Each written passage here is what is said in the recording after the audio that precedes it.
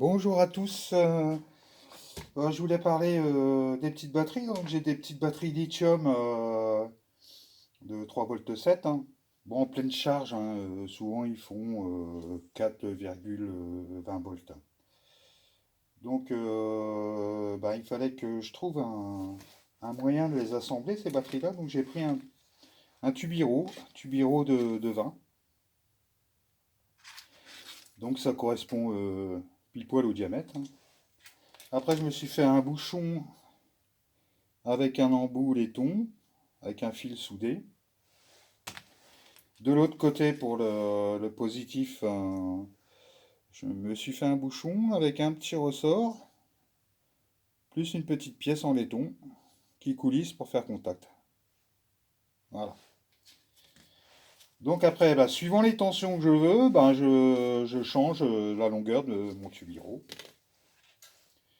Donc là, moi, je voulais du 12 volts, alors, mais je suis parti sur trois batteries. Normalement, les trois batteries font, en théorie, c'est 3 volts 7.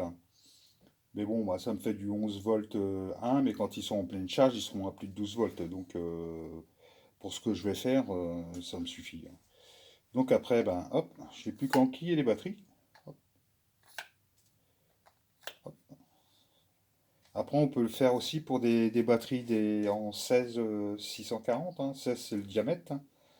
640, c'est 6,4 cm. Donc voilà, alors, je rentre un peu en force, forcément, hein, pour pas être embêté après. Donc ça rentre quand même assez en force, hein. Voilà, voilà.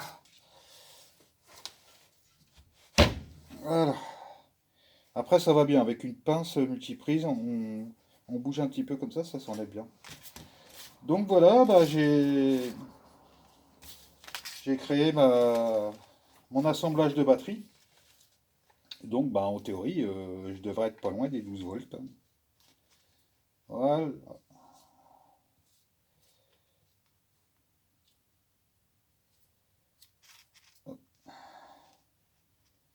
voilà.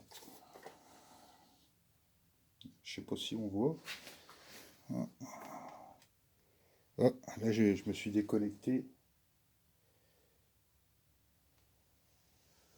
Voilà.